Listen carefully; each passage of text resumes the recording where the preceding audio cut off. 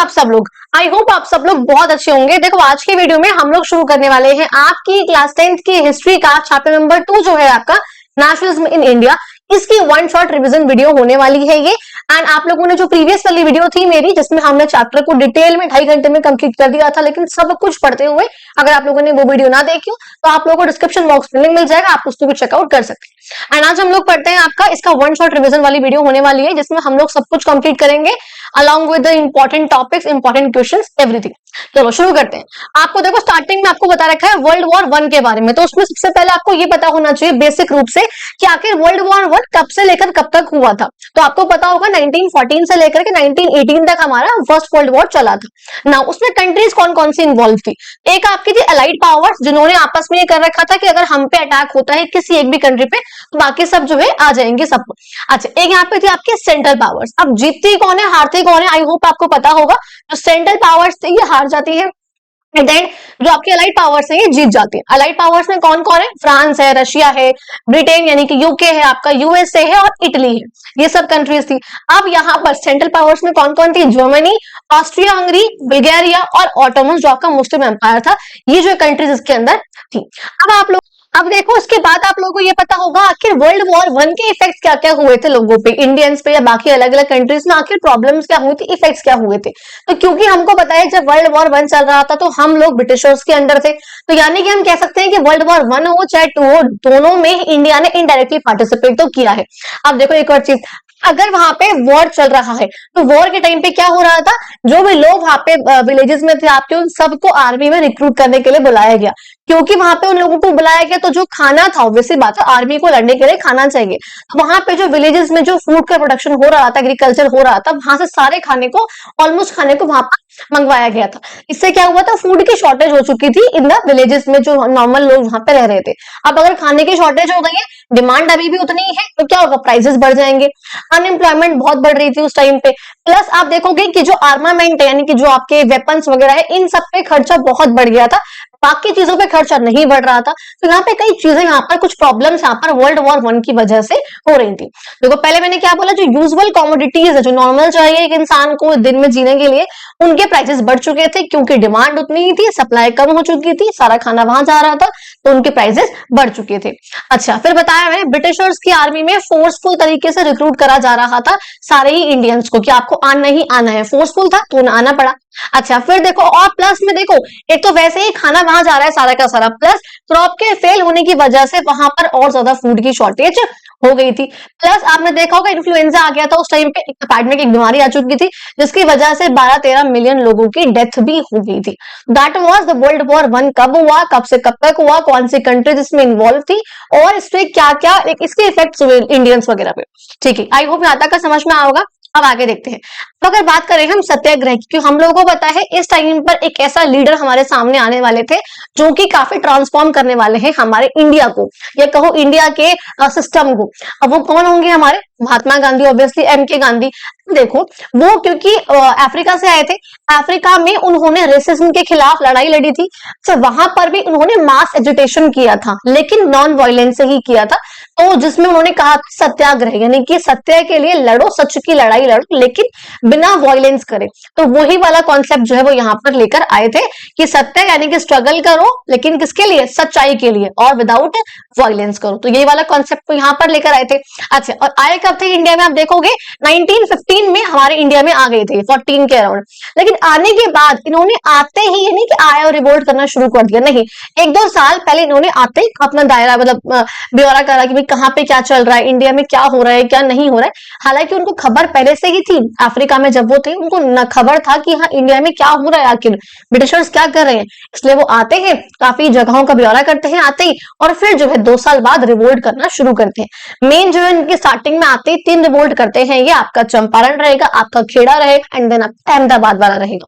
ठीक है, अब देखो सबसे पहला कहाँ पे होता है? आपका चंपारण सत्याग्रह होता है। अच्छा, वो कहाँ पे हो रहा था? आपका बिहार में, ऑब्वियसली बात है चंपारण। कब हो रहा है? 1916 में हो रहा है। अब देखो ये क्यों हो रहा था? इंडिगो प्लांटेशन सिस्टम के अगेंस्ट। इंडिगो का मतलब क्या होता है? नील की खेती। क्योंकि जो नील था इंडिया में ग्रो करने के लिए उसको ब्रिटिशर्स इंडियंस काफी फोर्स कर रहे थे। क्यों कर रहे थे? क्योंकि जो इंडिया का क्लाइमेट है ना, जिस तरीके का ट्रॉपिकल क्लाइमेट था, तो वहां आज भी ट्रॉपिकल ही है, तो वहां पे काफी ज्यादा अच्छी नील की खेती होती है। बिल्कुल डार्क ब्लू कलर की नील यहां से निकल के आता है हमारे इंडिया के सॉइल में से। ये जो सॉइल है ये आपकी वहां नहीं पाई जाएगी ब्रिटेन में। प्लस ब्रिटिशर्स को ये पता था कि अगर एक बार लैंड पे खेती हमने कर ली नील की, उसके बाद जो लैंड है बिल्कुल इनफर्टाइल हो जाएगा। इस वजह से वो अपने यहाँ पर खेती करना भी नहीं चाह रहे थे। अब इसलिए इंडियंस के जो इंडिया के फार्मर्स थे वो लोग ब्रिटिशर्स के इतना फोर्स करने के बाद भी बहुत कम मतलब चाहते नहीं थे कि वो अपने यहाँ पे नील की खेती करें, क्योंकि उनको पता था अगर वो नील की खेती करेंगे तो उसके बाद लैंड उनकी बिल्कुल इनफर्टाइल हो जाएगी। प्लस बहुत एक्सपेंसिव प्रोसेस होता है, बहुत लेबर लगती है काम करने के लिए, तो बहुत चीजें यहाँ पर ऐसी थी, इसलिए फार्मर्स नहीं चाह रहे थे। तो इसी के अगेंस्ट जो है यहाँ पर रिवोल्ट होता है, जिसके रिवोल्ट होने के बाद काफी हद तक ये हो जाता है कि ठीक है अब आपको नील को ग्रो करने की जरूरत नहीं है। अब ये बात समझ में आई। अच्छा अब देखो दूसरा आपका रहेगा आपका खेड़ा वाला। खेड़ा देखो कब हुआ आपका 1918 में होता है गुजरात में। उसमें देखो क्या होता है, टैक्स को रेमिट करने की बात करते हैं क्योंकि हार्वेस्ट खराब हो गई थी और सरदार वल्लभ भाई पटेल ने इसको लीड किया था। देखो सिंपल सा क्या था, क्योंकि गवर्नमेंट जो है टैक्स की डिमांड कर रही थी, लेकिन क्योंकि फार्मर्स की जो क्रॉप थी वो फेल हो चुकी थी तो उनके पास रेवेन्यू बिल्कुल भी नहीं आया था। अगर उनके पास रेवेन्यू ही नहीं आया है तो सरकार को टैक्स कैसे पे करेंगे।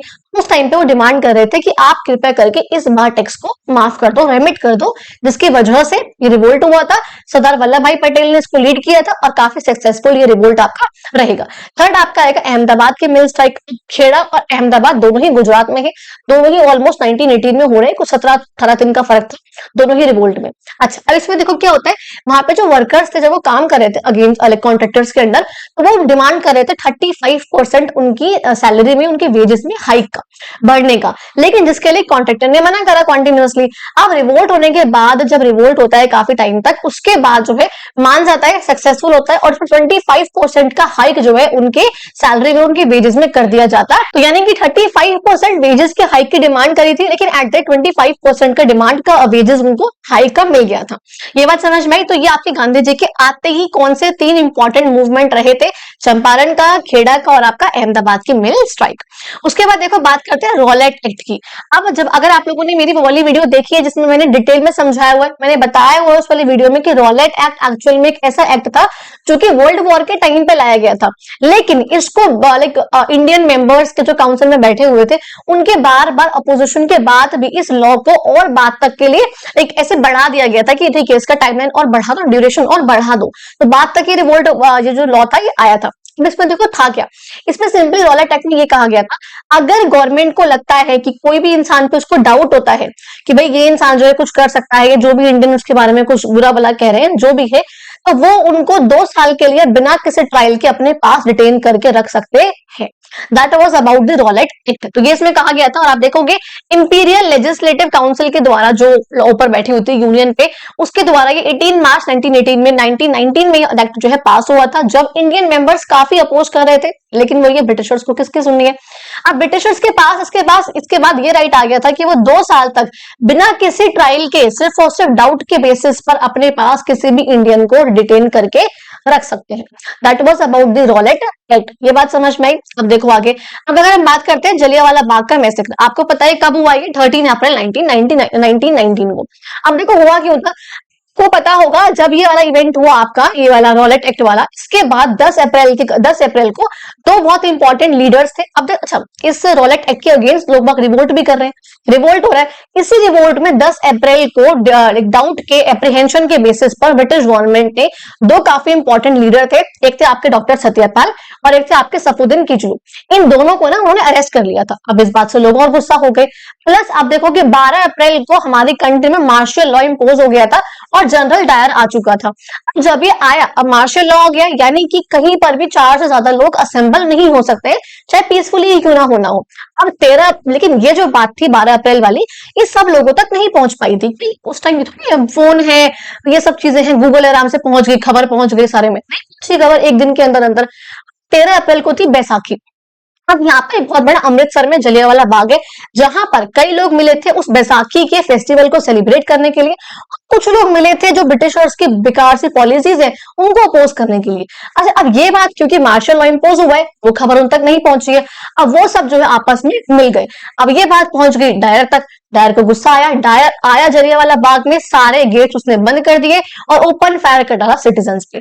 अब न्यूज में आया कि हंड्रेड्स ऑफ सिटीजन्स मरे हैं, लेकिन थाउजेंड्स ऑफ लोग उस एक ओपन फायर में मार दिए गए थे। घायल तो बहुत लोग हुए थे, लेकिन मर भी गए थे हजारों लोग। ये रहा आपका जलियांवाला बाग हत्याकांड, यानी कि जलियांवाला बाग मैसेकर। ये बात समझ में कब हो रहा है? 13 अप्रैल 1919 को। बहुत इंपॉर्टेंट है, इस बात को याद रखना। अभी आप पूरा देख लेना, मैंने सब कुछ समझा दिया। देखो मैंने ये क्यों लिखा है that this is known as infamous Jallianwala Bagh. ये तो फेमस है, तो मैंने इनफेमस क्यों लिखा है?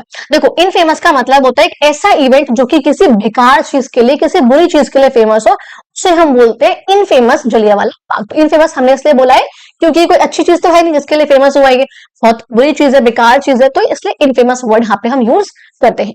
यहाँ तक बात समझ में आ गई? ठीक है। व्हाट वाज खिलाफत कमेटी? अब देखो भाई यहाँ पे खिलाफत का पॉइंट कहां से आया? पे लॉन्च करना है एनसीएम। अब जो गांधी जी थे उनका ये मानना था, इतने बड़े हत्याकांड के बाद अब वो लोग चाहते थे एक रिवोल्ट करना बहुत बड़ा सा। लेकिन अब गांधी जी का ये पर्पस था, वो ये चाहते थे कि जब तक एक बहुत बड़ा रिवोल्ट जिसमें हिंदू और मुस्लिम दोनों शामिल नहीं होंगे, जब तक हम कोई ऐसा रिवोल्ट लॉन्च नहीं करेंगे, तब तक एक्चुअल में इस गवर्नमेंट को कोई असर नहीं पड़ेगा। गांधी जी ने ये बात कही थी। अब यहाँ पर क्या होता है, आप लोगों को पता है वर्ल्ड वॉर 1 जब हुआ था, उसमें जो आपके सेंट्रल पावर्स थी, जर्मनी, ऑस्ट्रिया हंगरी, ओटोमन वगैरह, वो जो थे वो हार गए थे। उसके हारने के बाद ये अफवाह हो रही थी कि जो ओटोमन एम्पायर थे, अब जो ओटोमन का जो हेड जो लीडर था वो था भैया आपका खलीफा। अब जो खलीफा था वो पूरे मुस्लिम्स का ही स्पिरिचुअल लीडर था। क्योंकि ओटोमन हार गए थे, तो उसके बाद ये अफवाह उड़ रही थी कि इस खलीफा को बिल्कुल ही लाइक ऐसा करेंगे कि इसके पास कुछ नहीं छोड़ेंगे, जो भी टेरिटरीज है खलीफा की वो उनसे छीन लेंगे, जो भी कुछ उनके पास है सब कुछ उनसे छीन लिया जाएगा। ये बातें उड़ रही थी, इसलिए यहाँ पर मुस्लिम लोगों ने मिलकर फॉर्म करी थी खिलाफत कमेटी। ये बात समझ में आई? तो यहाँ पर यही कह रहे हैं कि ऐसी रूमर्स फैल रही थी कि जो मुस्लिम का जो स्पिरिचुअल हेड है उसको उसकी थ्रोन पे से हटा दिया जाएगा, उसके पास जो भी है उसका वो सब कुछ उनसे छीन लिया जाएगा। तो खलीफा को डिफेंड करने के लिए, उसको बचाने के लिए मुस्लिम्स ने एक कमिटी फॉर्म करी थी जिसके लीडर थे मोहम्मद अली और शौकत अली। इन दोनों ने ही बॉम्बे में मार्च 1919 में एक कमिटी फॉर्म करी जिसका नाम क्या था? खिलाफत कमेटी। अब खिलाफत कमेटी के पास अपना इशू है। अच्छा, अब गांधी जी ने बोला है कि हमें एक जो है मिक्स रिवोल्ट करना है जिसमें हिंदू मुस्लिम दोनों हो। ये दोनों ही बातों को जो है इन दोनों ने आपस में डिस्कस करा एंड फाइनली लॉन्च करने की बात करी नॉन कोऑपरेशन खिलाफत मूवमेंट। अब नॉन कोऑपरेशन का मतलब क्या है? गांधी जी का बहुत सिंपल से एक बात कहने की थी कि जो ब्रिटिशर्स है वो हम पे आज भी राज इसलिए कर पा रहे हैं क्योंकि हम लोगों ने ब्रिटिशर्स के साथ कोऑपरेट करा है। अगर हम अपने इस कोऑपरेशन को हटा दें तो ब्रिटिशर्स हम पे ज्यादा टाइम तक रूल नहीं कर पाएंगे। और ये बात कई हद तक, बहुत हद तक सच भी थी। गांधी जी को एक मिल गया पॉइंट। मुस्लिम्स के पास क्या पॉइंट है भैया कि उनको जो है अपना खिलाफत जो इशू है उसको उठाना है। जो आप उनके जो स्पिरिचुअल लीडर है खलीफा, जो उनके साथ आप बुरा कर रहे हो तो उसको उनके अकॉर्डिंग ऑफेंड करना है, उसको मारना है ना, वो चीज करनी है। तो दोनों जो है मिलते हैं। अच्छा, एनसीएम के साथ एक और वर्ड था जो लिंक था गांधी की तरफ से, दैट वाज स्वराज। स्वराज का मतलब क्या होता है? स्व यानी कि हम लोग खुद, और राज का मतलब क्या होता है? रूल करना, होम रूल, की हम लोग खुद पर राज करेंगे। Who the hell are the Britishers to rule us. हम लोगों को राज करना होगा, हम लोगों को किंग चाहिए होगा, हम लोगों को डेमोक्रेसी बनानी होगी, तो हम लोग खुद बनाएंगे, तुम लोग हम पे राज नहीं करोगे। That was the whole point of NCM and the Khilafat movement, जो कि अब आपका सितंबर 1920 जो आपका कैलकाटा का सेशन हुआ था वहां पर ये कंफर्म हो गया था कि ठीक है हम इस मूवमेंट को अगले साल से लॉन्च कर देंगे। ये बात समझ में आई प्रॉपरली? ध्यान से कंप्लीटली समझ में आ गया? ठीक है। अब देखो बात करते हैं पर जो नॉन कॉपरेशन मूवमेंट था वो शुरू कैसे होता है।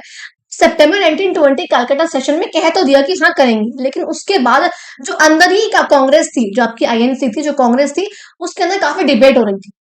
डिबेट जब होती तो दिसंबर नवंबर में काफी डिबेट हो रही थी, लेकिन फिर भी दिसंबर 1920 का सेशन जो हुआ था, जो कि नागपुर में हुआ था, उसमें दोनों ही पार्टीज ने मिलकर कॉम्प्रोमाइज सा कर लिया था कि चलो ठीक है लॉन्च कर देते हैं मूवमेंट। तो वो लॉन्च हुआ। अब लॉन्च कब हो रहा है? जनवरी 1921 में, अगले साल जो है जनवरी में ही मूवमेंट लॉन्च हो गया। अब जब मूवमेंट लॉन्च हो रहा है तो वो स्टेजेस में हो रहा है, ऐसा नहीं एकदम से आया सब कुछ कर दिया, नहीं, धीरे धीरे करके एक एक स्टेजेस में उसको अनफोल्ड कर रहे हैं। सबसे पहला काम क्या होता है, आप देखोगे जो भी टीचर्स थे, स्टूडेंट्स हैं, लॉयर्स हैं, स्टूडेंट्स ने अपना स्कूल छोड़ दिया जो गवर्नमेंट स्कूल्स थे, टीचर्स थे, लॉयर्स वगैरह ने जहां पे वो लोग वर्क कर रहे थे अपनी प्रैक्टिसेस, उन लोगों ने उसको गिव अप कर दिया। पहला काम ये हुआ। दूसरा काम हुआ कि जो काउंसिल के इलेक्शंस थे उनको बॉयकॉट करा गया कि भाई अब जो काउंसिल के इलेक्शन होने वाले हैं हम उसको बॉयकॉट करेंगे, हम वो नहीं करेंगे। अच्छा, एक और चीज ये देखो, उसमें सारे के सब जगहों पर वैसे बॉयकॉट ही करा गया था। एकमात्र मद्रास में जस्टिस पार्टी थी जो जहाँ पे नॉन ब्राह्मण्स ने कहा था कि नहीं भाई, अभी हमारे पास अच्छा मौका है, ये ब्राह्मण्स तो आ नहीं रहे इलेक्शंस में, हम लोग जाएंगे, तो हम नॉन ब्राह्मण्स है तो अगर हम लोगों के पास थोड़ी सी पावर आ जाएगी, इसलिए उन लोगों ने पार्टिसिपेट किया था मद्रास में जस्टिस पार्टी बनाकर। अच्छा, फिर क्या हुआ था, जो फॉरेन क्लोथ है उस या जो भी फॉरेन गुड्स वगैरह है उन सबको बॉयकॉट करा गया था कि उसका इस्तेमाल नहीं करेंगे।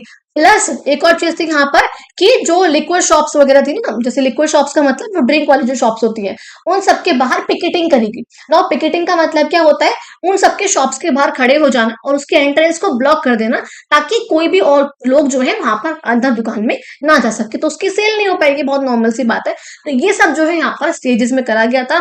स्कूल्स को, कॉलेजेस को छोड़ देना, चाहे वो टीचर्स हो चाहे स्टूडेंट्स हो। इलेक्शंस को बॉयकॉट करना सिर्फ एक ही जगह पर हुए थे, मद्रास में जस्टिस पार्टी। जो आपका फॉरेन क्लोथ है, जो भी फॉरेन गुड्स है, उन सबको बॉयकॉट करना, उसका इस्तेमाल ना करना, लिक्विड शॉप्स को पिकेटिंग कर देना, ये सब चीजें यहाँ पर हुई थी। ओके, अब देखो बात करते हैं। अब अगर इतना कुछ हो रहा है तो अब ये मूवमेंट बहुत जल्दी स्लो डाउन क्यों होता है? देखो, अब एक चीज सोचो आप लोग, कोई भी मूवमेंट है वो लॉन्ग टर्म तक कब तक चलेगा? जब तक हमारे पास ऑल्टरनेटिव इंस्टीट्यूशंस होंगे। अगर गवर्नमेंट ने मान लो हम लोग जो भी गांधी की जो भी आईएनसी कांग्रेस के जो भी लोग थे, अगर उन्होंने ये कहा है कि आप फॉरेन क्लोथ को बॉयकॉट कर दो, ठीक है, हमने कर दिया क्योंकि फॉरेन क्लोथ चीप था काफी, क्योंकि मशीन से बन रहा था। अच्छा, आपने कहा है कि मशीन से बने हुए कपड़े को जो बाहर से आ रहा है, जो इंपोर्ट होकर आ रहा है, आप उसका बहिष्कार करो, आप उसका बॉयकॉट करो। आप अब हमें ऑल्टरनेटिव ऑप्शन तो दो। जो आप ऑल्टरनेटिव ऑप्शन दे रहे हो हमें, आप कह रहे हो खादी क्लोथ का इस्तेमाल करो। वो खादी क्लोथ क्योंकि वो हैंडमेड है, बहुत ध्यान से बनाया जा रहा है, तो टाइम कंज्यूमिंग भी है, इसलिए इसलिए बहुत एक्सपेंसिव है। अब जो नॉर्मल लोग हैं वो जो पहले चीप क्लोथ यूज कर रहे थे, वो एकदम से एक्सपेंसिव क्लोथ कैसे यूज करेंगे? अगर आपने हमें ऑल्टरनेटिव ऑप्शन दिया होता, वही सेम कपड़ा लेकिन सेम प्राइस में, तो हम लोग करते। दूसरा, आपने कहा कॉलेजेस, स्कूल्स, टीचर्स वगैरह, लॉयर्स, स्टूडेंट सब छोड़ दो। उसके बाद हमें कुछ ऐसे इंस्टीट्यूशन तो दो ना जहां पे एक्चुअल में जाके हम पढ़ सके या टीचर्स, लॉयर्स अपना काम कर सके। आपने वो भी नहीं दिया। तो यहाँ पर क्या हुआ कि इस वजह से मूवमेंट जो है बहुत जल्दी स्लो डाउन हो गया था, क्योंकि हमारे पास ऑल्टरनेटिव ऑप्शंस अवेलेबल नहीं थे। ये बात समझ में आ गया यहाँ पे? तो ऑल्टरनेटिव ऑप्शंस नहीं है, इंस्टीट्यूशंस वगैरह नहीं है, तो लोग कहाँ जाके पढ़ेंगे, कहाँ जाके कमाएंगे, कौन से कपड़े पहनेंगे? दैट्स वाई मूवमेंट बहुत जल्दी ही स्लो डाउन हो गया था। अच्छा, अब हम बात करेंगे क्योंकि एनसीएम या फिर स्वराज को, देखो जो स्वराज का मतलब था ना, होम रूल, इस बात को, इस मतलब को कि एक्चुअल में कांग्रेस इसका क्या मतलब समझना चाहती है, कांग्रेस ने इस वाले मतलब को लाइक डिफाइन नहीं किया था कि वो क्या समझ रही है, वो क्या कहना चाह रही है स्वराज के मतलब से। अलग अलग लोगों ने अलग अलग जगहों पे इसका मतलब बहुत अलग समझा। मान लो आपके जो पीजेंट्स थे अवध वगैरह के, वहां पे उन लोगों ने मतलब कुछ और समझा अकॉर्डिंग। क्योंकि देखो, अगर आप उनसे कह रहे हो फ्रीडम आ रहा है, स्वराज का मतलब सिंपल, वो लोग हमारा फ्रीडम है। उन लोगों के लिए फ्रीडम का मतलब क्या है? या अगर आप कह रहे हो कि टाइम चेंज हो रहा है, यानी कि उन लोगों का सिंपल सा मतलब क्या है कि जो उनकी प्रॉब्लम्स है, जो वो लोग नॉर्मली फेस कर रहे हैं, अगर आप कह रहे हो स्वराज आ रहा है, यानी कि हमारे पास फ्रीडम आ रही है, टाइम चेंज होने वाला है, दैट मीन्स जो हमारी प्रॉब्लम है वो प्रॉब्लम सॉल्व होने वाली है। अब ऑब्वियसली बात है, मेरी प्रॉब्लम्स अलग होंगी, आपकी प्रॉब्लम्स अलग होंगी, एक टीचर की, एक स्टूडेंट की, एक लॉयर की, एक डॉक्टर की, सबकी प्रॉब्लम्स अलग अलग होती है। सेम वे वहां पे जो पीजेंट्स है उनकी प्रॉब्लम्स कुछ और है, तो उन्होंने स्वराज का मतलब अपने अकॉर्डिंग माना। जो ट्राइबल ग्रुप्स थे उन्होंने उसका मतलब अपने अकॉर्डिंग माना, क्योंकि उनकी प्रॉब्लम्स अलग है। जो वर्कर्स हैं उनकी प्रॉब्लम्स अलग है। सबने अपनी अपनी प्रॉब्लम्स के अकॉर्डिंग इस स्वराज का मतलब समझा। अलग अलग क्यों समझा? क्योंकि कांग्रेस ने इसका मतलब डिफाइन नहीं किया था। ये बहुत सिंपल सी बात समझ में आई। देखो आगे, अब देखो पीजेंट्स के लिए क्या था, क्योंकि देखो पीजेंट्स को आपको उनको जो रेवेन्यू पे करना पड़ता है, ठीक है, उनको टैक्सेस पे करने पड़ते हैं। उन्होंने कहा कि जो लैंडलॉर्ड्स हैं या फिर जो तालुकदार वगैरह है, वो हमसे बहुत हाई रेंट चार्ज कर रहे हैं। आप ऐसा करो, आप उस रेंट को कम कर दो या रेमिट कर दो या फिर उसको हटा दो, तो ठीक है वो। प्लस जो आपके पीजेंट्स थे उनसे बेगार कराया जाता था। बेगार का मतलब क्या होता है? जहां पे आपसे काम कराया जा रहा है, जो लैंडलॉर्ड है वो आपसे अपने फील्ड पे काम करा रहा है, अपने खेत पे काम करा रहा है, लेकिन बिना किसी पेमेंट के आप काम कर रहे हो, बहुत बेकार वर्किंग कंडीशंस में और बिना किसी पेमेंट के, इसे हम बोलते हैं बेगार।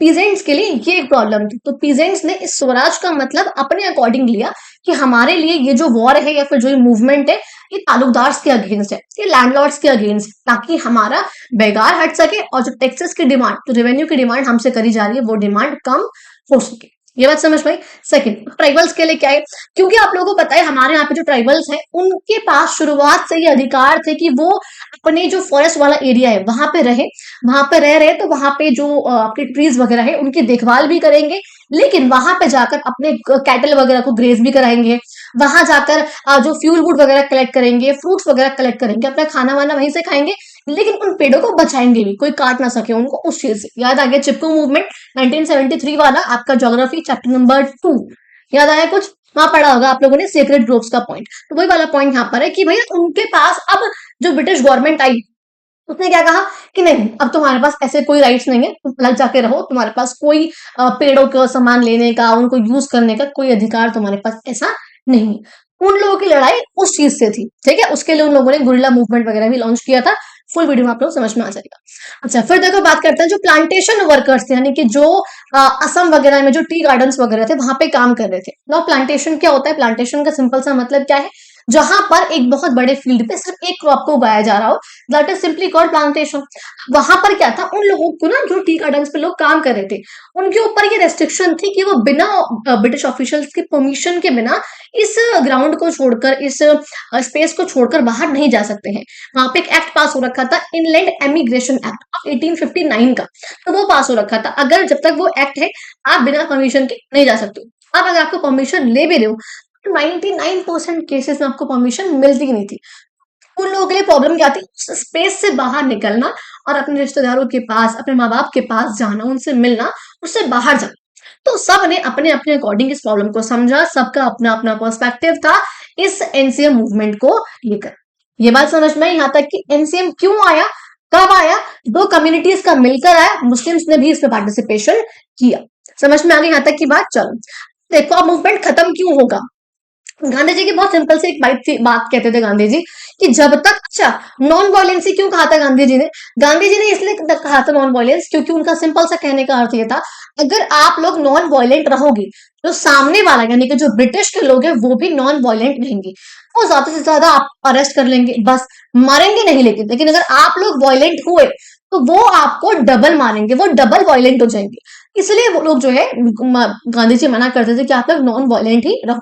लेकिन देखो क्या होता है, अब आपका यहाँ पर हो जाएगा चौरी चौरा का इंसिडेंट, जो कि 4 फरवरी 1922 में होता है, गोरखपुर जो कि यूपी की डिस्ट्रिक्ट है वहां पर होता है। उसमें देखो क्या होता है, जो एनसीएम के लोग पार्टिसिपेंट्स कर रहे थे ना, उसमें थोड़ी बहुत लोग बात तोड़फोड़ कर रहे थे। उसमें पुलिस को गुस्सा आया और पुलिस ने ओपन फायर कर दिया उन पार्टिसिपेंट्स पे। उन लोगों को गुस्सा आया, उन लोगों ने उस पुलिस स्टेशन में ही आग लगा दी। अब अगर पुलिस स्टेशन में आग लगा दी तो बहुत सारे जो कुछ पुलिस थे, 22-23 पुलिसमैन, वो मर गए थे। अब पुलिसमैन मर गए हैं तो ऑब्वियसली बात है वो बाहर आएंगे और जो नॉर्मल लोग हैं एनसीएम के उन्हें मारेंगे। तो उन्होंने बदला लेते हुए, रिटेलिएट करते हुए 19 से 20 लोगों को, एनसीएम के पार्टिसिपेंट्स को उन्होंने मार दिया था। और इस वायलेंट क्लैश के बाद, इस वायलेंट क्राइम उसके बाद गांधी जी ने एनसीएम को कॉल ऑफ कर दिया था, स्टॉप कर दिया था। ये बात समझ, यानी कि जो देखो शुरू कब हुआ था, जनवरी 1921 में, और 4 फरवरी 1922 में मूवमेंट खत्म भी हो गया। पार्टिसिपेट किस किसने करा वो बात समझ में रखना, याद रखना अच्छे से कौन कौन पार्टिसिपेट कर रहा है इसमें। हिंदू मुस्लिम दोनों का है यहाँ पर, पीजेंट्स का अलग है, ट्राइबल्स का अलग है, प्लांटेशन वर्कर्स का अलग है, सबके अलग अलग कॉजेज हैं, कब शुरू हुआ कब खत्म हुआ, याद रहेगा अच्छे से। आगे देखो, अब बात करते हैं स्वराज पार्टी क्यों बनी और क्या था ये। देखो जब अब बात करेंगे सीडीएम की, जब ये वाला इंसिडेंट हुआ उसके बाद गांधी जी ने कहा ऐसा करते हैं, अब हम लॉन्च करेंगे सीडीएम, यानी कि सिविल डिसोबीडियंस मूवमेंट। एनसीएम में और सीडीएम में डिफरेंस क्या था, एनसीएम का मतलब यहाँ पे सिंपल क्या था, गांधी जी ने क्योंकि ये कहा था आप लोग कोऑपरेट कर रहे हो उनके साथ, इसलिए वो आप पे अत्याचार कर पा रहे हैं। अगर आप लोग कोऑपरेट नहीं करोगे उनकी पॉलिसीज के साथ, उनके लॉस के साथ, उनका पालन नहीं करोगे, ऑब्वियसली वो लोग हट जाएंगे। तभी तो हम लोगों ने बॉयकॉट वगैरह करा और उनका सामान छोड़ा, फॉरेन क्लोथ वगैरह छोड़ा, इलेक्शंस को बॉयकॉट करा। अब यहाँ पर गांधी जी कह रहे हैं ऐसा करो, सिर्फ उनके उनको लॉस को ये मत के पालन मत करो, पालन ना करने के साथ साथ, कोऑपरेट ना करने के साथ साथ उनके लॉस को तोड़ो।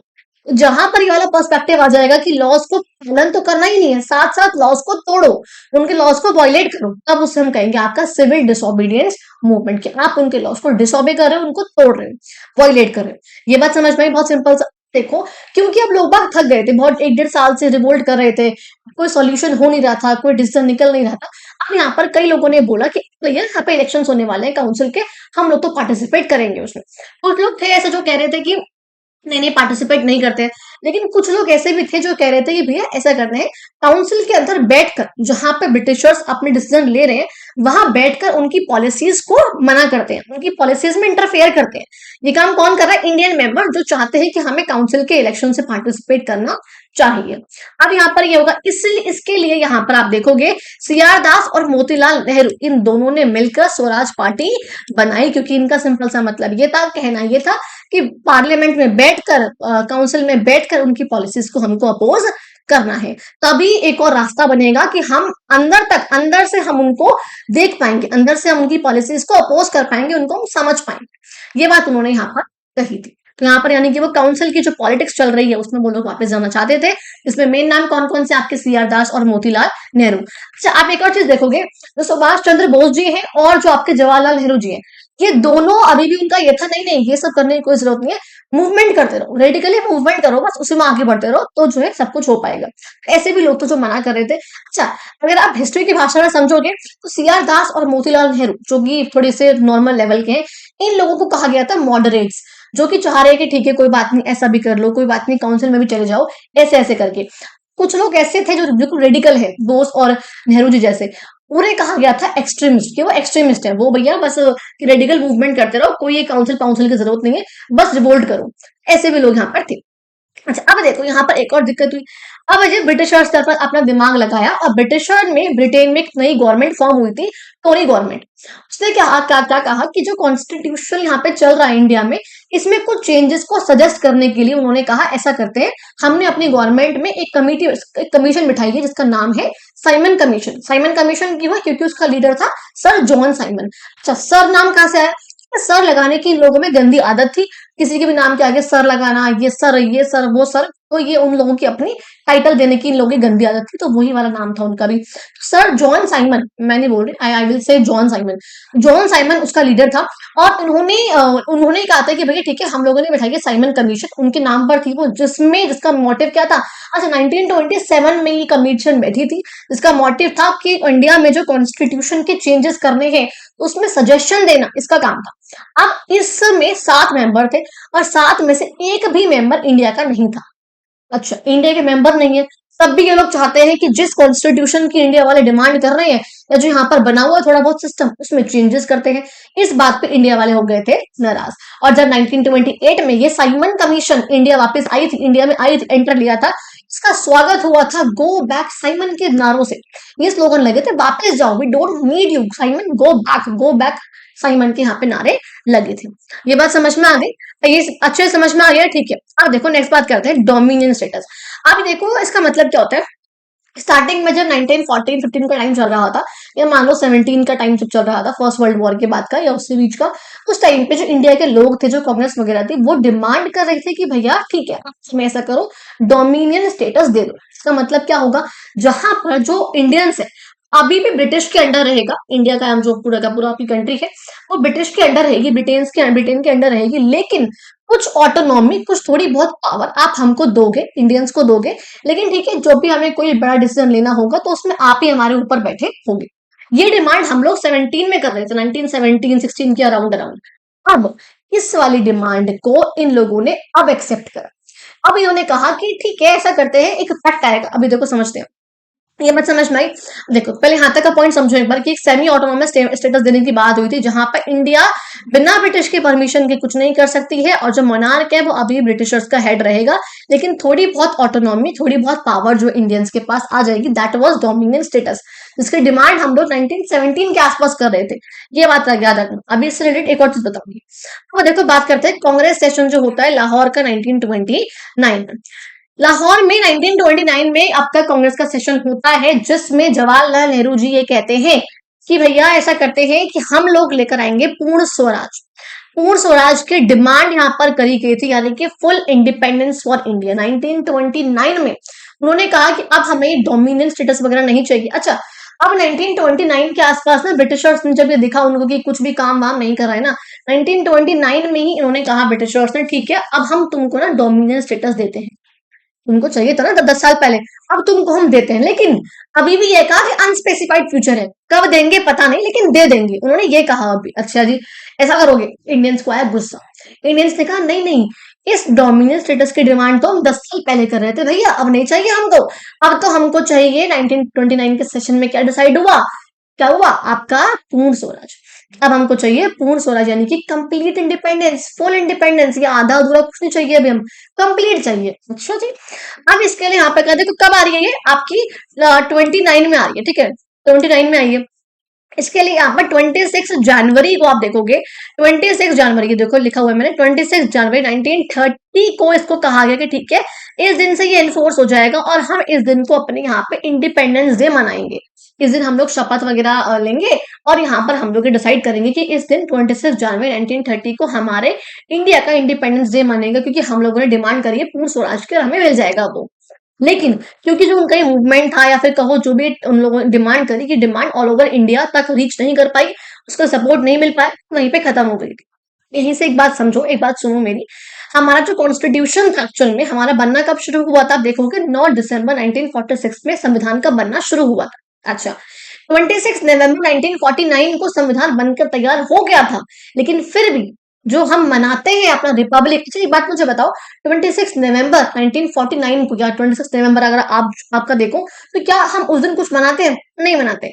हम लोग मनाते हैं 26 जनवरी को, क्योंकि 26 नवंबर 1949 को संविधान बनकर तैयार हो गया था, सबके साइन भी हो गए थे। तभी आपने देखा हमारे प्रियम्बल में लिखा हुआ है on this day of 26 November 1949 we hereby adopt enact to give ourselves to this constitution. जो हमारा प्रियम्बल है उस दिन संविधान बनकर तैयार हो गया था, लेकिन फिर भी हम लोगों ने क्यों उसको 26 जनवरी 1950 को ही इन्फोर्स करा, क्यों करा, इसी डेट से रिलेट करने के लिए, क्योंकि जवाहरलाल नेहरू जी ने पहली बार कहा था कि 26 जनवरी 1930 को हम इंडिपेंडेंस डे मनाएंगे, पूर्ण स्वराज मनाएंगे। ये मूवमेंट क्योंकि उस टाइम पे पूरी तरह से लॉन्च नहीं हो पाया था, ऑल ओवर इंडिया नहीं पहुंच पाया था, इसलिए इसी डेट से रिलेट करने के लिए 26 नवंबर को संविधान बनने के बावजूद भी हमने इस डेट से रिलेट कर सके, इस डेट को याद रख सके, इसके लिए हमने 26 जनवरी 1950 को अपने कॉन्स्टिट्यूशन को इन्फोर्स किया। उसी दिन को हम आज भी क्या बनाते हैं, आपका रिपब्लिक डे। ये बात समझ में, तो this was the whole concept behind this topic. चलो अब आगे बात करते हैं डांडी मार्च वगैरह की। अब देखो क्या हो रहा है भैया इसके अंदर, जो गांधी जी है वो कह रहे हैं बहुत हो गया, बहुत मजाक हो गया। गांधी जी ने इरविन, जो उस टाइम पे वॉइस रॉय बन गया था, लॉर्ड इरविन, लॉर्ड सर ये आदत थी बहुत गंदी, इरविन को उन्होंने कहा था 11 डिमांड्स लिख के भेजी। उन 11 डिमांड्स में ये था, मतलब बाकी तो कुछ जनरल डिमांड्स थी, जो मेन डिमांड बताती हूँ आप लोगों को। पहली डिमांड थी जो सॉल्ट, जो नमक यूज करते हैं, चाहे वो रिच हो चाहे पुअर हो, कोई सा भी हो, नमक का इस्तेमाल हर कोई घर में करता है अपने। गांधी जी ने कहा कि जो इस नमक पे आप लोगों ने अपनी मोनोपोली बना रखी है उसको प्रोड्यूस करने की, यानी कि मोनोपोली का मतलब क्या होता है, जहां पे सिर्फ और सिर्फ आपके पास पावर है कि इसका प्रोडक्शन सिर्फ आप कर सकते हो, इस पावर को आप हटाओ, इसको अबॉलिश करो। प्लस आप जो जो सॉल्ट पे टैक्स लगा रखा है आपने, आप इस टैक्स को हटाओ। इन्होंने डिमांड, एक मेन डिमांड ये थी। दूसरी एक मेन डिमांड थी, क्योंकि उस टाइम पे भगत सिंह ने कुछ टाइम पहले रिवॉल्यूशन वगैरह कर दिया था, काफी वायलेंट था, जिसमें कई कमांडर वगैरह की डेथ हो गई थी ब्रिटिश के। उन लोगों ने भगत सिंह जी को ना डेथ सेंटेंस दी थी, कि मौत की सजा सुनाई गई थी। इस 11 डिमांड में से एक डिमांड ये भी थी कि जो भगत सिंह जी को आपने डेथ सेंटेंस दिए, इसको आप कम्यूटेशन कर दो। कम्यूटेशन का मतलब क्या होता है, उनकी सजा को कम करना, तो आप सजा कम कर दो उनकी, और ऐसा कर वो लाइक डेथ सेंटेंस की जगह आप उनको जिंदगी भर जेल में रख लो, लाइफ लाइफ लाइफ इम्प्रिजनमेंट कर दो, तो टेंशन नहीं है, तो कोई दिक्कत नहीं है। लेकिन उस टाइम पे इवन तो भैया नेगोशिएट करने के लिए राजी ही नहीं था, मना कर दिया उसने, नहीं जी मैं नहीं करूंगा। अच्छा आप देखोगे इसी से पहले 5 मार्च को 1931 में, बाद में आएगा वैसे, चलो पहले ये वाला पढ़ते हैं। देखो आप देखोगे दांडी मार्च 1930 में यहाँ पर ये शुरू होती है। देखो इसके अंदर क्या हो रहा था, आप इसके अंदर देखोगे यहाँ पर सॉल्ट मार्च यहाँ पे शुरू होती है। गांधी जी गुस्से में आते हैं क्योंकि इरविन कुछ भी नेगोशिएट करने के लिए तैयार नहीं था। इरविन गांधी जी ने ये बात कही थी, अगर तुमने ये 11 मार्च तक इन डिमांड्स को फुलफिल नहीं करा, अगले ही दिन से मैं सीडीएम को लॉन्च कर दूंगा। 11 मार्च आ गई, इरविन ने इसको एक्सेप्ट ही नहीं करा, तो 12 मार्च 1930 को गांधी जी ने अपना सीडीएम मूवमेंट लॉन्च करा बाय स्टार्टिंग डांडी मार्च, और यू कैन से सॉल्ट मार्च, जिसमें उन्होंने क्या कहा, वो 240 माइल्स चलेंगे। अपना 12 मार्च से शुरू करेंगे और साबरमती के जो उनका आश्रम था गुजरात में, अंदर से वहां से चलेंगे और वहां से वो बाहर की तरफ आएंगे, दांडी के कोस्ट की तरफ। 240 माइल्स का रास्ता है, कई किलोमीटर हो गया। तो वहां जब वो आएंगे अपने 78 वॉलंटियर्स के साथ आएंगे, उनके जो सहपाठी है, उनके साथ के लोग हैं, उनके साथ वो लोग चलेंगे। और 5 अप्रैल को जब वो फाइनली दांडी की कोस्ट पे पहुंच गए चलते चलते, वहां पहुंचकर उन्होंने सॉल्ट लिया, पानी उबाला, यानी कि पानी लिया, उबाला उसको और सॉल्ट को प्रोड्यूस करा, और उनके इस सॉल्ट लॉ का जिसमें उनके पास मोनोपोली थी उसको प्रोड्यूस करने की, उसका वायलेशन कर दिया। और उसके बाद सब वुमेन को कहा कि अपने अपने घरों में आप सॉल्ट आराम से बनाओ, उनके पास मोनोपोली नहीं रहेगी। And that was your Dandi march, और you can say salt march, जो कि आपकी 12 मार्च 1930 से लेकर के 5 अप्रैल 1930 तक रहती है। ये बात समझ में आई? अच्छे से क्लियर हो गया यहाँ तक का कॉन्सेप्ट? ठीक है, अब ये बात आपको याद रखनी है। ओके, अब यहीं से देखो, अब देखोगे शुरू हो जाती है भैया आपकी सीडीएम की शुरुआत। यहीं से आपकी सीडीएम की बिगनिंग हो जाती है, सिविल डिसोबीडियंस मूवमेंट, क्योंकि लॉ तो उन्होंने तोड़ दिया, शुरू हो गया यहाँ से सीडीएम मूवमेंट। ठीक है, अब देखो इसके बाद को टेंशन में आती है जो ब्रिटिश गवर्नमेंट है। अब वो कहती है ऐसा करते हैं हम लोग थोड़ा सा आपस में थोड़ा बातचीत करते हैं, और ऐसा करते हैं गांधी इरविन का पैक्ट साइन करते हैं। पैक्ट का मतलब क्या होता है? एग्रीमेंट साइन करना, बहुत सिंपल, जहाँ पे दोनों ही पार्टीज कुछ ना कुछ देंगी, कुछ ना कुछ लेंगी, तो कुछ कॉम्प्रोमाइज सा करेंगी, वो यहाँ पे साइन होगा।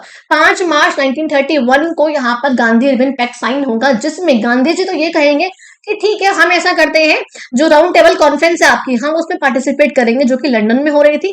और इरविन से ये मांगा गया कि जो तुमने हमारे कुछ जो पॉलिटिकल लोग थे, उन्हें जो तुमने जेल में रखा हुआ है, उन सबको रिलीज करो। अब आप सोच रहे हो राउंड टेबल कॉन्फ्रेंस क्या है मैडम?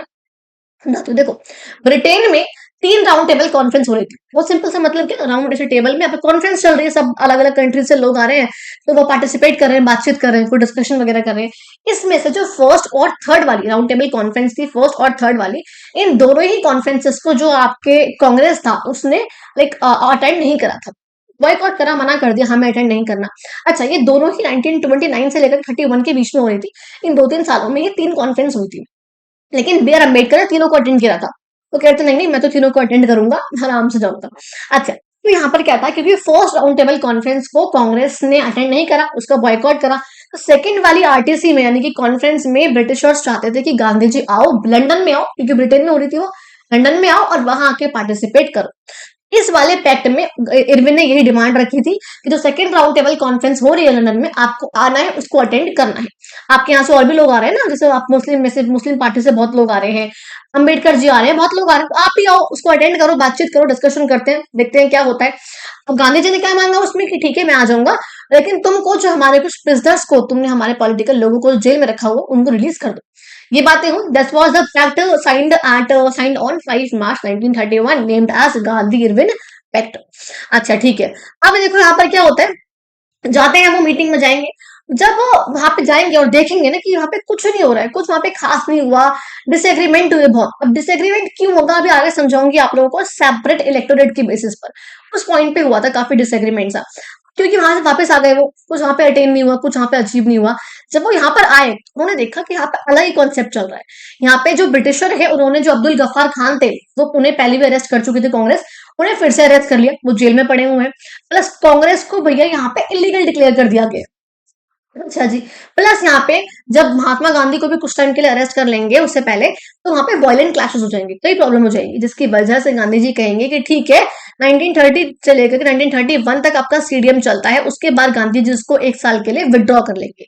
मूवमेंट है विड्रॉ हो गया, इसमें कुछ हमें हासिल नहीं हो पा रहा है और अभी बहुत वायलेंट क्लैशेस हो रहे हैं, तो इस मूवमेंट को विड्रॉ कर ले। गांधी जी ने हर बार मूवमेंट को विड्रॉ कर लिया जब भी उनको ये लगा कि वायलेंट जा रहा है मूवमेंट, तो उन्हें विड्रॉ कर लेते हैं बार बार, तो वही उन्होंने तब भी यही करा। आप देखोगे 1932 में उन्होंने मूवमेंट को विड्रॉ कर लिया और कुछ महीने तक मूवमेंट नहीं चला, कुछ भी दिखा।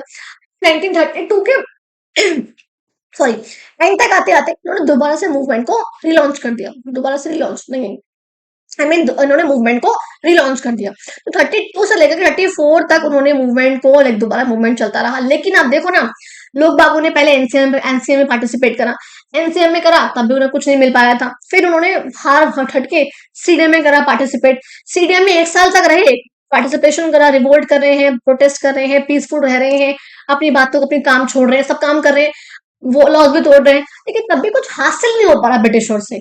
जब तुमने दोबारा से मूवमेंट को विड्रॉ कर लिया, अब तुम कह रहे हो दोबारा से मूवमेंट को स्टॉप करते हैं।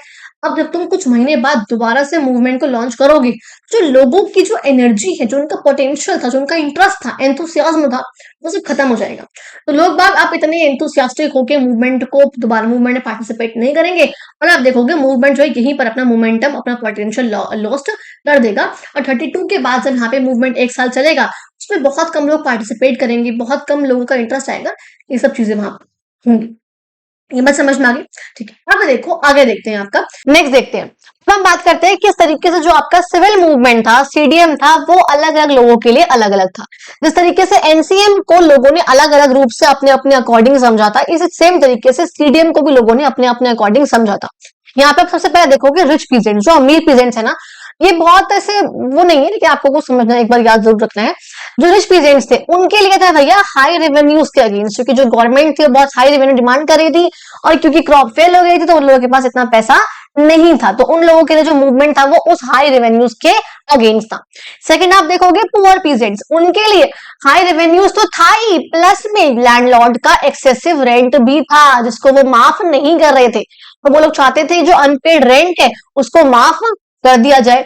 आप जो पैसा है, जो रेवेन्यू जो गवर्नमेंट डिमांड कर रही है, उस रेवेन्यू को, उस टैक्स को तो कम करो ही, साथ साथ जो रेंट है उसको भी अनपेड कर दो, भला हो जाएगा हमारा। थर्ड आप देखोगे जो बिजनेस क्लास थी, यानी कि जो आपके वो इंडस्ट्रियलिस्ट थे, उन लोगों ने, आप लोग देखोगे जब वर्ल्ड वॉर 1 हुआ था, कि बिजनेसमैन है उनका बहुत फायदा हुआ था, कि काफी सामान सेल हुआ था उनका, प्रोडक्शन का, वेपन्स वगैरह का। लेकिन उसके बाद क्या हुआ था, जो ऐसी ब्रिटिश की पॉलिसीज आ रही थी जो कि उन लोगों को नुकसान कर रही थी, फॉर सपोज इंपोर्ट करना फॉरेन गुड्स को, तो वो उसके अगेंस्ट थे, यानी कि जो इंपोर्ट है फॉरेन गुड्स का, वो लोग उसके अगेंस्ट थे। अच्छा, यहीं पे आप लोगों को याद होगा फिक्की की फॉर्मेशन भी हुई थी। फिक्की की फुल फॉर्म क्या थी, कमेंट बॉक्स में बताओगे आप लोग, कब फॉर्म हुआ था? चलो 1927 में फॉर्म हुआ था। फुल फॉर्म मुझे आप लोग बताओगे कमेंट बॉक्स में कि फिक्की की फुल फॉर्म क्या थी। आप उस टाइम पे दो इंपॉर्टेंट लीडर्स भी थे, एक थे आपके पुरुषोत्तम दास ठाकुर दास, और एक और थे जीडी बिरला। यस, दो नाम थे, तो इन्होंने भी काफी पार्टिसिपेशन किया था। अच्छा, अब एक बात याद रखना, सीडीएम में एक और मेन प्रॉब्लम थी कि वहां पे सिर्फ और सिर्फ अमीर लोगों की सुनी जा रही थी, रिच पीजेंट्स के सुन रहे थे, जो वर्क की, जो बिजनेसमैन है उनकी थोड़ी बहुत सुन रहे थे। अब सोचो एक बार, अगर रिच पीजेंट्स के सुनेंगे तो क्या जो गरीब पीजेंट्स उनके सुनेंगे? नहीं सुनेंगे। तो कांग्रेस यही प्रॉब्लम कर रही थी कि वो रिच के सुन रही थी, गरीब की उस टाइम पे नहीं सुन रही थी। इस वजह से जो गरीब पीजेंट्स थे उनको स्टार्टिंग में ही बहुत अलोन सा फील हो गया था, इसलिए उन लोगों के कांग्रेस के साथ रिलेशंस काफी खराब हो गए थे। सेम हाल होगा आपके इंडस्ट्रियल जो वर्किंग क्लास थी, कि उन लोगों की डिमांड थी भैया लो वेजेस के अगेंस्ट, और जो बेकार वर्किंग कंडीशंस है उनके अगेंस्ट। हालांकि इंडस्ट्रियल क्लास ने बहुत पार्टिसिपेट नहीं किया था, कुछ ही लोगों ने पार्टिसिपेट किया था, और उनकी डिमांड यहाँ पर ये वाली थी। अच्छा, प्रॉब्लम ये भी थी कि जो कांग्रेस थी वो इनकी बात भी नहीं सुन रही थी, इनकी सुनेगी या फिर अपर बिजनेसमैन के सुनेगी, तो वो उन लोगों की सुन रही थी, जिस वजह से वर्किंग क्लास के साथ भी जो कांग्रेस थी वो काफी साथ नहीं दे पाई उनका। अब आप देखोगे वुमेन, अगर वुमेन की बात करूंगी तो सीडीएम में इनका पार्टिसिपेशन बहुत लार्ज स्केल पे था। जब हमने देखा था सॉल्ट लॉ जो बना हुआ था, जो सॉल्ट मार्च, दांडी मार्च था, जब दांडी पहुंच के सॉल्ट लॉ को तोड़ा था, उस टाइम पे गांधी जी ने क्या कहा था कि घर में सब वुमेन जो है सॉल्ट लॉ को तोड़ो। तो उस टाइम पे सीडीएम का ही पार्ट था, ऑब्वियसली बात है, वो तभी सीडीएम शुरू हुआ था। तो यहाँ पर कहा गया था उन लोगों ने लिक्विड शॉप्स को, जो बाकी फॉरेन गुड्स की शॉप थी, उन सबको पिकेटिंग भी करी थी। वहां पे पार्टिसिपेशन काफी था, और खासकर पार्टिसिपेशन था सॉल्ट मार्च के टाइम पे। तो यानी कि यहाँ पर अलग अलग ग्रुप्स का पार्टिसिपेशन किस किस तरीके से आपने देखा, किस किसका हुआ, किसका नहीं हुआ, वो चीज आपको समझ में आ गई होगी। देखो, हम ऑलरेडी दो डिफरेंस समझ चुके हैं एनसीएम और सीडीएम के बीच में। एनसीएम में क्या था, सिर्फ और सिर्फ हमें कॉपरेट नहीं करना है उनके लॉस के साथ। सीडीएम में कॉपरेट तो करना ही नहीं है, साथ साथ उनके लॉस को तोड़ना भी है, ये वाला पॉइंट था। एनसीएम में क्या था भैया, हमने उसमें ना ऐसा था कि हिंदू और मुस्लिम दोनों थे, लेकिन सीडीएम में मुस्लिम नहीं थे। मुस्लिम क्यों नहीं थे? क्योंकि कांग्रेस उस टाइम पे ना जो कुछ सोसाइटीज थी हिंदूज की, जैसे कि हिंदू महासभा, कुछ ऐसी ऑर्गेनाइजेशन थी, उनसे काफी साथ दे रही थी।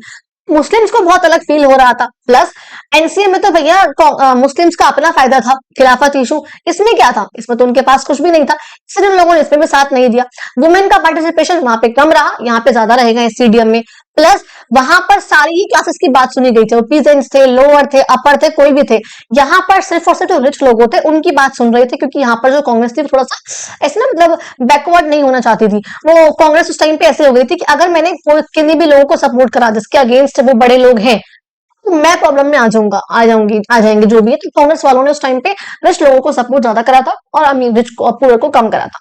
वही बताया मैंने, मुस्लिम से पार्टिसिपेट नहीं करा। ये आपकी रहेंगी लिमिटेशन सीडीएम की, कि सीडीएम में क्या लिमिट्स रही। पहला, मुस्लिम्स का पार्टिसिपेशन ना होना, क्योंकि उनको कांग्रेस से अलग फील हो रहा था, क्योंकि जो कांग्रेस थे वो हिंदूज की जो क्लासेस थी, जो हिंदूज के जो ऑर्गेनाइजेशन थे, हिंदू महासभा जैसे, उसको ज्यादा सपोर्ट कर रहे थे, तो मुस्लिम्स को अलग फील हो रहा था। दूसरा, आप देखोगे दलित्स की बात करेंगे।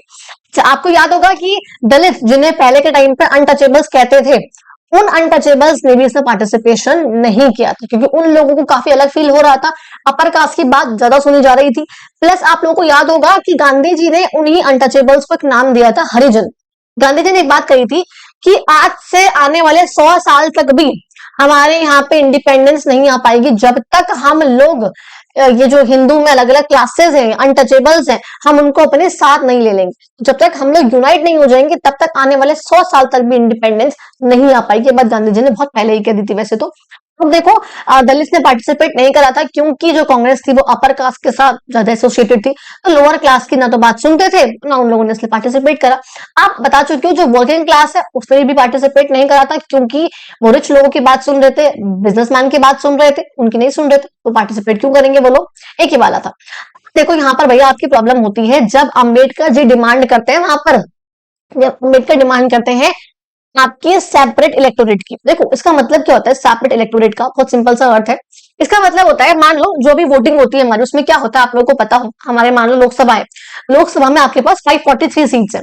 543 सीट्स में से एससी के पास रिजर्व है 84 सीट्स और एसटी के पास है आपकी 47 सीट्स। इतनी सीट्स अगर रिजर्व है उनके पास, यानी कि इसका मतलब क्या है, ये जो कैंडिडेट होंगे 84 कैंडिडेट, कैंडिडेट का मतलब कौन है, जो लोग जो खड़े हो रहे हैं इलेक्शंस में वो लोग एससी के होंगे। लेकिन क्या ऐसा होता है कि उन्हें वोट भी सिर्फ एससी करेंगे, ऐसा कुछ नहीं है। जो भी एससी का कैंडिडेट भी है उसको भी नॉर्मल सब इंसान, सब लोग जो कि कॉन्स्टिट्यूएंसी का एक वार्ड का हिस्सा है वो सब उसको वोट करते हैं, इसे हम कहते हैं जनरल इलेक्टोरेट। लेकिन सेपरेट का मतलब क्या है, जहां पे जो कैंडिडेट होगा वो तो एससी का होगा ही, साथ साथ जो लोग उसको वोट करेंगे वो भी सिर्फ और सिर्फ एससी कम्युनिटी के होंगे। इसे कहा गया था सेपरेट इलेक्टोरेट, जिसकी demand B are Ambedkar ji ने की थी और जिसको गांधी जी बार बार बार बार मना कर रहे थे, क्योंकि उनका ये कहना था जिस तरीके से अभी हमारी जो कंट्री है वो रिलीजन के बेसिस पे डिवाइड होने जा रही है, अगर सेपरेट इलेक्टोरेट हमारी कंट्री में आ गया तो कुछ सालों बाद ये कंट्री कास्ट के बेसिस पर भी डिवाइड हो जाएगी। एंड आप लोगों को लगता है कि ये बात बिल्कुल सही थी? मुझे लगता है हाँ सही थी। आप लोग मुझे अपने व्यूज इस बारे में कमेंट बॉक्स में जानना चाहूंगी मैं आप लोगों के व्यूज कि आपको क्या लगता है, ऐसा होता अगर सेपरेट इलेक्टोरेट होते तो क्या हमारी कंट्री दो भाग में बट चुकी होती, अपर कास्ट और लोअर कास्ट के बेसिस पर? ऐसा कुछ लगता है आपको? तो आप लोग मुझे कमेंट बॉक्स में जरूर बताना, मैं जरूर पढ़ना चाहूंगी, सुनना चाहूंगी कि आप लोग क्या सोचते हो, क्या समझते हो। अच्छा, अब इसी के लिए यहाँ पर गांधी जी साफ मना कर रहे थे। गांधी जी जब राउंड टेबल कॉन्फ्रेंस से आए थे ना, वहीं पर ये डिमांड हुई थी, तो बहुत गुस्से में तभी वापस आ गए थे और डिसएग्रीमेंट बहुत ज्यादा हुआ था। यहाँ पे आके गांधी जी ने फास्ट अनटू डेथ रख दिया कि जब तक मैं खाऊंगा ही नहीं, चाहे मर जाऊं, लेकिन ये जो पास है सेपरेट इलेक्टोरेट ये पास नहीं होगा। ब्रिटिशर्स बहुत चालाक थे, ब्रिटिशर्स ने एक बार में समझ लिया यहाँ पर इन दोनों के बीच में कंफ्लिक्ट होने वाला है। अम्बेडकर के कहते ही सेपरेट का पॉइंट उन लोगों ने उसको एक्सेप्ट भी कर लिया था, लेकिन गांधी जी ने फास्ट अनटू डेथ रखा। अम्बेडकर जी उनको मनाने गए, इन दोनों के बीच में एक पैक्ट साइन हुआ जिसका नाम था पूना पैक्ट ऑफ 1932, जिसमें एक आ गया, गांधी जी ने कहा कि सेपरेट इलेक्टोरेट नहीं होगा लेकिन हम रिजर्वेशन देंगे आपको पूरी, आप रिजर्वेशन जितनी कहोगे आपको वो मिल जाएगी, लेकिन सेपरेट की बात मत करो। तो यहाँ पर यही होता है जिसमें जो डिप्रेस क्लासेस है आपकी, जो आपकी एससी एसटी वगैरह है, उन सबको रिजर्व सीट दी जाएंगी, चाहे प्रोविंशियल असेंबलीज हो और चाहे वो लेजिस्लेटिव असेंबलीज हो। प्रोविंशियल कौन से हो गई, जो हमारी आज के टाइम पे स्टेट लेजिस्लेटिव असेंबलीज है, और सेंट्रल कौन से होंगे, जो आपकी यूनियन पे है हमारी, ठीक है। इनको क्या होगा, जनरल इलेक्टोरेट के द्वारा वोट करा जाएगा, ना कि सेपरेट। सेपरेट हक का पॉइंट हट गया था, पूना पैक्ट ऑफ 1930। समझ में आ गई वाली बात। चलो अब देखो बात करते हैं मुस्लिम लीग की। ये कहां से आ गई मैडम, मुस्लिम लीग की स्थापना आपकी हो चुकी थी 1906 में ही। अच्छा, अब मुस्लिम्स को ये लग रहा था भैया कि अगर आप एक ऐसी कंट्री बना रहे हो जहां पर हिंदू ज्यादा है तो हमारा क्या होगा, हम लोग तो माइनॉरिटी में है, हमारे तो सारे इंटरेस्ट, सब कल्चर, सब ट्रेडिशन सब इस कंट्री में दबके रह जाएंगे, हमारे तो कोई वैल्यू नहीं रहेगी उस चीज की। इसीलिए जो मुस्लिम लोग थे वो डिमांड कर रहे थे उनकी पॉपुलेशन के प्रोपोर्शन के अकॉर्डिंग, कि जितनी उनकी पॉपुलेशन है उसके अकॉर्डिंग उन लोगों को रिजर्वेशन मिल जाए। खासकर पंजाब में, बंगाल वाले एरियाज में, जहां जो एरियाज मुस्लिम के द्वारा डोमिनेट करे हुए हैं, उन रीजन्स में वो लोग चाहते थे उनकी पॉपुलेशन के अकॉर्डिंग, उनके उस पॉपुलेशन के प्रोपोर्शन में उन लोगों को रिजर्वेशन देना खासकर। और साथ साथ देखोगे आप जो सेंट्रल असेंबली है, सेंट्रल लेवल पे, वहां पर भी उन लोगों को रिजर्वेशन देना। अब इस बात के लिए कांग्रेस ने कर दिया मना, तो यहाँ पर अब ये फाइनल हो चुका था। अच्छा, इसमें एक बहुत इंपॉर्टेंट लीडर आएंगे जिनका नाम था मोहम्मद अली जिन्ना। जिन्ना साहब was the main person who was responsible for the partition of India and Pakistan, क्योंकि he was just not ready to compromise कि भाई मैं नहीं करूंगा कोई अगर पार्टीशन नहीं होगा तो फिर मुझे बताना, आप रिजर्वेशन दो फिर हमको, अगर उतने चल जिन्ना ने उस टाइम पे 14 डिमांड्स रखी थी, बहुत एड़ी टेढ़ी सी बहुत ही बकवास डिमांड्स थी जिन्हें फुलफिल करा ही नहीं जा सकता था।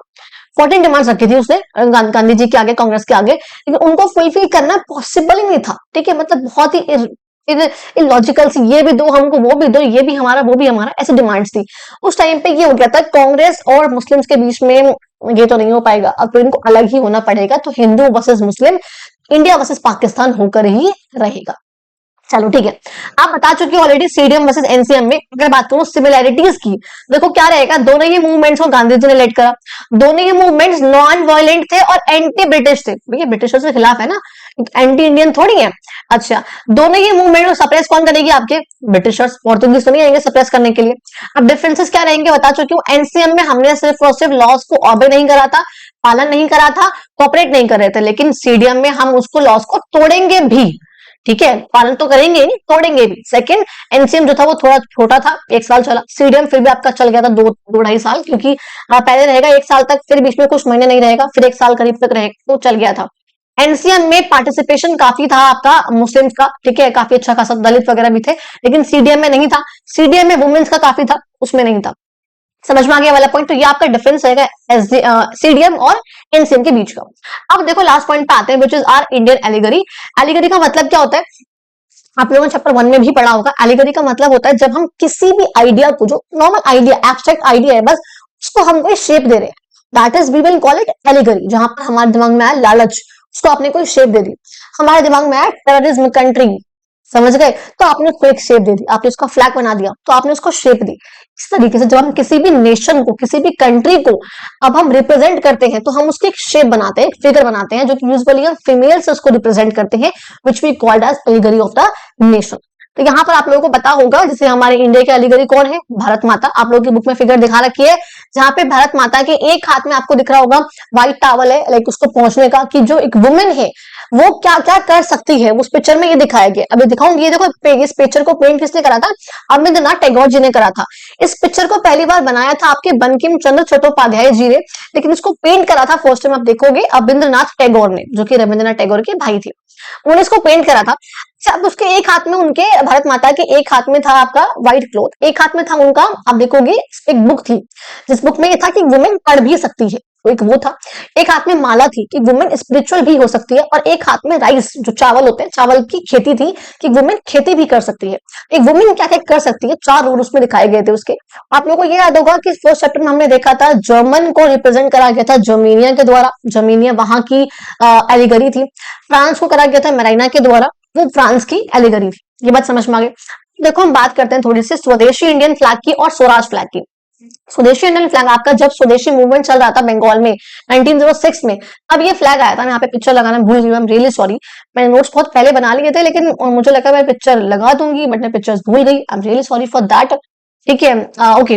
अब देखो स्वदेशी का जो फ्लैग आया था वो आपका आया, स्वदेशी का जो फ्लैग था 1906 में आया था, जब स्वदेशी मूवमेंट चल रहा था बंगाल में, उसको आजाद करने का। अच्छा, वो देखो, वो भी ट्राई कलर था और ये भी ट्राई कलर था, लेकिन कलर्स में डिफरेंस था। ये था आपका green, sorry red, green and yellow, और ये था आपका रेड, ग्रीन एंड व्हाइट का। बाद में रेड से भी हटकर सैफरन हो चुका था। अच्छा, अब इसमें क्या था, देखो आपके 8 लोटस थे, जो कि 8 अलग अलग ब्रिटिश की प्रोविंसेस को डिनोट कर रहे थे, और साथ साथ एक क्रिसेंट मून था, जो कि हिंदू और मुस्लिम्स दोनों को ही रिप्रेजेंट कर रहा था। यहाँ पे देखो क्या रहेगा, आपका स्पिनिंग व्हील रहेगा बीच में, जो कि सेल्फ रिलायंस को, सेल्फ हेल्प को डिनोट कर रहा है, अपना काम स्वयं करो। 1921 में आपका ये वाला फ्लैग आया था, स्वराज फ्लैग, और 1906 में आपका ये स्वदेशी फ्लैग वाला आया था। ये बात समझ में आई। आगे देखो, हम बात करते हैं, लास्ट पॉइंट आपका रहेगा यहाँ पर, कौन कौन सी यहाँ पर चीजें करी गई थी इंडियन लोगों के बीच में नेशनलिज्म को लाने के लिए। हालांकि अब तक आपने देख लिया, काफी नेशनलिज्म की भावना लोगों के बीच में आ चुकी है, इंडियंस के बीच में आ चुकी है। स्ट्रगल बहुत रहे हैं हमारे, हमने बहुत देखा है, बहुत सीखा है, बहुत कुछ हुआ है, तब जो है हमारे अंदर नेशन की भावना आई थी। अच्छा, एक बात कही थी किसी ने कि जो देखो, ये तो पॉइंट था ही कि क्योंकि हमने कॉपरेट करा ब्रिटिशर्स के साथ, इसलिए वो टिके हमारे यहाँ। साथ साथ ये भी था क्योंकि हम इंडियंस में ना वो इंडियन वाली भावना नहीं थी। अगर हमारे यहाँ वो नेशन की भावना होती, तो मुगल एम्पायर के बाद ब्रिटिशर्स तो कतई नहीं आते। क्योंकि आपको याद होगा, कुछ पता होगा, अगर ऐसे अगर याद होगा तो इसमें यह था कि जो मुगल्स थे वो आपस में लड़ रहे थे, है ना, तो वो आपस में लड़के ब्रिटिशर्स के पास जा रहे थे। याद है आपको चैप्टर नंबर 8 आपका चैप्टर सॉरी क्लास 8 का चैप्टर नंबर 1 या 2 था, जिसमें हमने देखा था फ्रॉम ट्रेड टू टेरिटरी, किस तरीके से ब्रिटिशर्स आए थे सिर्फ और सिर्फ ट्रेड करने के लिए, लेकिन यहाँ पे जब उन्होंने ये देखा ना कि भाई यहाँ पे तो लोग आपस में लड़ रहे हैं, तो हम टेरिटरी भी हथियार लेते हैं, तो ये वाला एक पॉइंट था।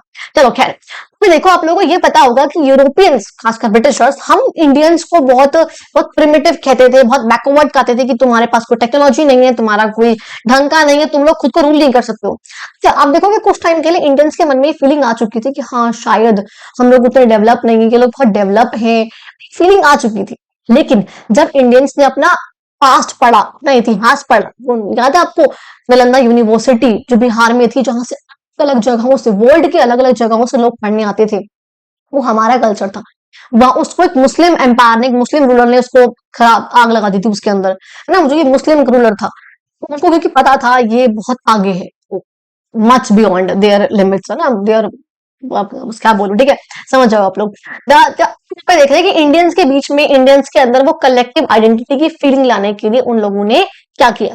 पहली बात, उन्होंने ऐसे सिंबल्स का इस्तेमाल करा था, ऐसे आइकन्स का इस्तेमाल करा था जिससे लोग यूनाइट हो सके, जैसे कि पहला भारत माता, तो पता है उस इमेज को बनाया किसने था, बंकिम चंद्र चट्टोपाध्याय ने। उस इमेज के बनने के बाद लोगों को समझ में आया कि हम क्या है, हमारा काम क्या है, हम क्या कर सकते हैं, क्योंकि वो इंडियन फ्लैग आया था, उससे पहले ना हमारा कोई ऐसा यूनिटी का फ्लैग नहीं था, यूनिटी का फ्लैग नहीं था जो कि हमें एक साथ दिखा रहा हो, सिर्फ इंडियंस को दिखा रहा हो, वो फीलिंग आई थी, तो गांधी जी ने उस फ्लैग को डिजाइन करा था आपको।